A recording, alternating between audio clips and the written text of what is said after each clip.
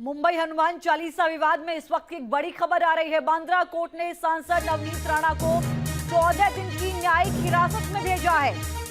रवि राणा को भी 14 दिन की न्यायिक हिरासत में भेजा गया। यह बड़ी खबर आपको बता दें, बांद्रा कोर्ट ने राणा दंपत्ति को जेल भेजा है। यह बड़ी खबर इस वक्त आ रही है।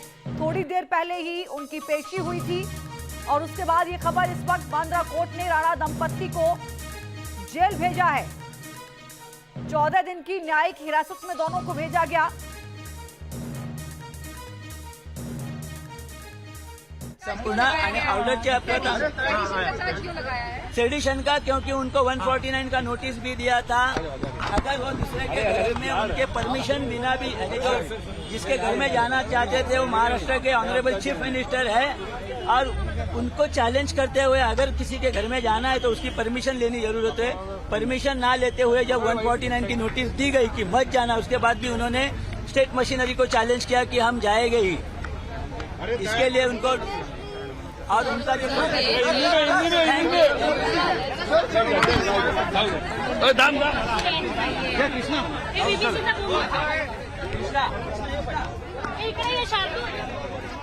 अभिषेक पांडे इस वक्त मुंबई से हमारे साथ लाइव जुड़ रहे हैं। अभिषेक, ये खबर सामने आ रही है, बांद्रा कोर्ट ने राणा दंपत्ति को न्यायिक हिरासत में भेजा है। 14 दिन की जेल के लिए भेजा गया है। कौन सी धाराएं लगाई गई, क्या दलीलें दी गई, क्या कुछ जानकारी कोर्ट की ओर से, क्या टिप्पणी हुई?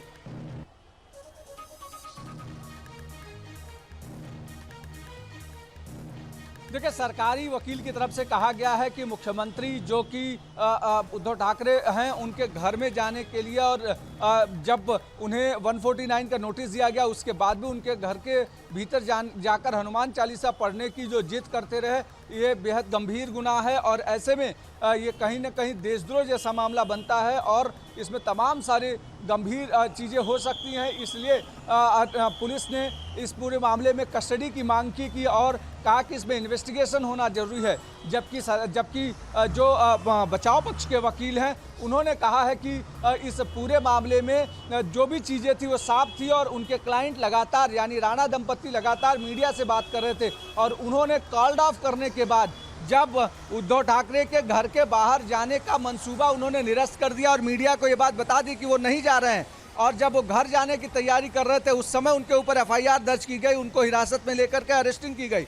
तो निश्चित तौर पर ये पूरा एक पॉलिटिकल साजिश के तौर पर हो सकता है और ये बदले की भावना से कार्रवाई की जा रही है। तो कोर्ट ने जो बचाव पक्ष की दलील थी उसको माना है और उसको कहा है कि पुलिस कस्टडी की कोई ज़रूरत नहीं है, उन्हें जुडिशल कस्टडी में भेजा जाना चाहिए, जिसके बाद उन्हें न्यायिक हिरासत में 14 दिन के भेज दिया गया। और उसके तुरंत बाद एडवोकेट ने एप्लीकेशन मूव की बेल के लिए, जिस पर सुनवाई फिलहाल आज नहीं हो रही है और अब खबर यह है दोनों लोग यहाँ से जेल भेजे जाएंगे, यानी रवि राणा को आर्थर रोड जेल में रखा जाएगा, साथ ही नवनीत राणा को। अभिषेक, अगली सुनवाई कब होनी है इस मामले पर? खबर 29 तारीख की आ रही है कि बेल एप्लीकेशन पर 29 तारीख को सुनवाई होगी। उसके बाद जी बेल एप्लीकेशन पर 29 तारीख को सुनवाई की बात सामने आ रही है कि 29 तारीख को जो बेल एप्लीकेशन मूव किया उस पर सुनवाई होनी है। फिलहाल अब दोनों को जेल भेजा जाएगा। चलिए अभिषेक, बहुत शुक्रिया विस्तार से जानकारी के लिए इस पूरे मामले को लेकर। तो आपको बता दें कि 14 दिन की न्यायिक हिरासत में भेजा गया है और लगातार हमारे सहयोगी अभिषेक हमें इस वक्त जानकारी दे रहे हैं। फिलहाल अगर मैं सियासी तस्वीर की बात करूं अभिषेक, तो आप वहां पर क्या देख पा रहे हैं? क्योंकि जाहिर है कोर्ट का फैसला सामने आया, 14 दिन की न्यायिक हिरासत में भेजा गया है। क्या वहां पर सियासी जो है रणनीति और संग्राम वहां पर नजर आ रहा है आपको?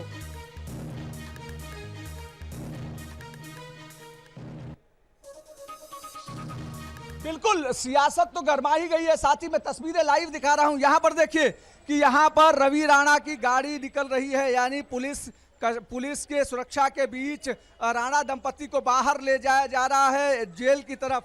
आप तस्वीरें देखिए, ये देखिए तस्वीर आपको दिखाई पड़ रही है जहाँ पर राणा दंपत्ति को ले जाया जा रहा है, यहाँ से सीधे जेल ले जाए। और उसके साथ साथ यहाँ वकील भी, ये देखिए सरकारी वकील भी निकल रहे हैं।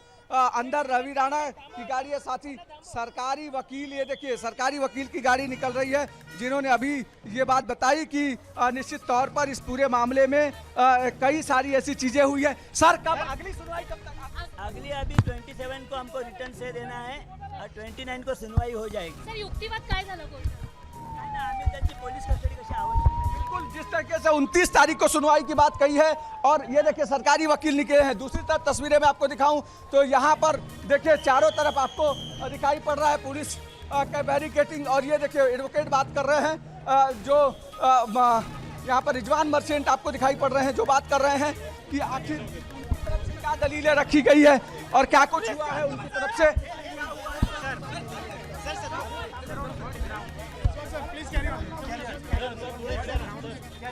Please keep quiet. 1 minute. Now listen to me one thing very carefully.